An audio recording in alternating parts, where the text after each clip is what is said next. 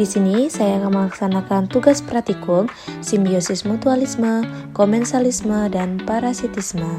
Yuk, ikuti terus videonya. Dalam suatu ekosistem, terdapat hubungan antara makhluk hidup dengan makhluk hidup lainnya, serta lingkungannya yang saling ketergantungan. Hubungan timbal balik antara spesies makhluk hidup dalam suatu habitat tertentu disebut dengan simbiosis. Ada 3 jenis simbiosis, yakni simbiosis mutualisme, komensalisme, dan parasitisme. Simbiosis mutualisme merupakan hubungan antara dua makhluk hidup yang saling menguntungkan satu sama lain. Dalam hubungan ini, dua organisme memperoleh manfaat sehingga keberadaannya saling mendukung. Sedangkan simbiosis komensalisme adalah hubungan antara dua makhluk hidup di mana yang satu mendapatkan keuntungan sedangkan pihak lainnya tidak dirugikan maupun diuntungkan.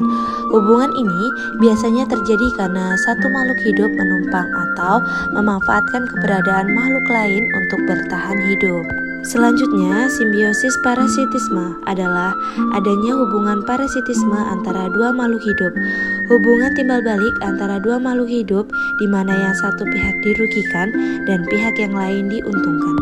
Untuk mengetahui contoh dari simbiosis mutualisme, komensalisme, dan parasitisme, kita akan melaksanakan praktikumnya. Yang pertama adalah alat dan bahan. Ada alat tulis, ada tabel pengamatan, dan alam semesta.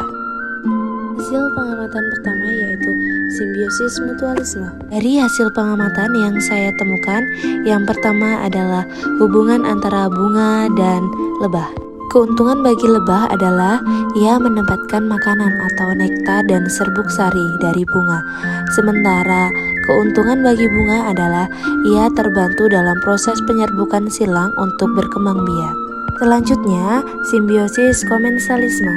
Hubungan antara pohon nangka dan lumut. Hubungan antara lumut dan pohon nangka sebagian besar menguntungkan lumut sebagai tempat tinggal, sedangkan pohon nangka umumnya tidak merasakan dampak signifikan dari keberadaan lumut. Potensi kerugian hanya terjadi pada kondisi tertentu yang ekstrim dan seringkali tidak menjadi masalah serius bagi kesehatan pohon nangka. Hubungan antara bunga anggrek dan pohon kelengkeng. Bunga anggrek akan mendapatkan keuntungan karena ia memiliki tempat untuk tumbuh, paparan sinar matahari, serta zat yang dibutuhkan dalam fotosintesis lainnya. Sementara itu, pohon kelengkeng tidak dirugikan sama sekali atas kehadiran bunga anggrek. Simbiosis parasitisme. Hubungan antara benalu dengan pohon sawo. Pihak yang diuntungkan yaitu benalu. Ia mendapatkan nutrisi dan air dari pohon inangnya, yaitu pohon sawo, untuk bertahan hidup dan tumbuh. Benalu menempelkan akarnya pada batang pohon dan menyerap zat makanan dari pohon sawo. Pihak yang dirugikan yaitu pohon sawo. Ia kehilangan nutrisi dan air yang seharusnya digunakan untuk dirinya sendiri.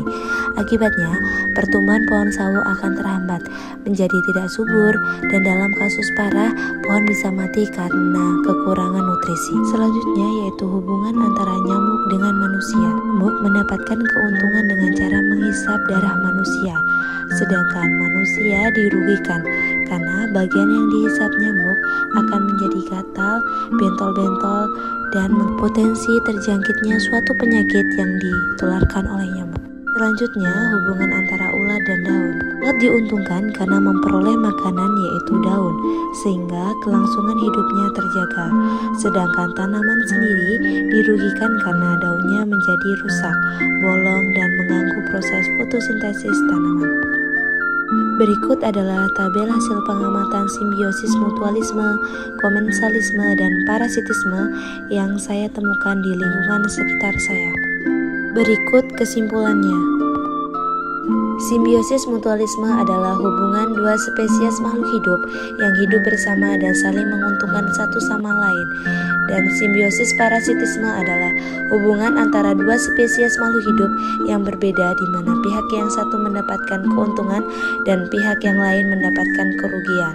Sedangkan simbiosis komensalisme adalah dua spesies makhluk hidup di mana yang satu diuntungkan sedangkan yang lainnya tidak diuntungkan atau dirugikan. Simbiosis komensalisme ini juga dapat berpengaruh buruk bagi tumbuhan yang ditumpanginya jika terjadi terus-menerus karena dapat menghambat pertumbuhan atau kekurangan produktivitas tumbuhan inangnya.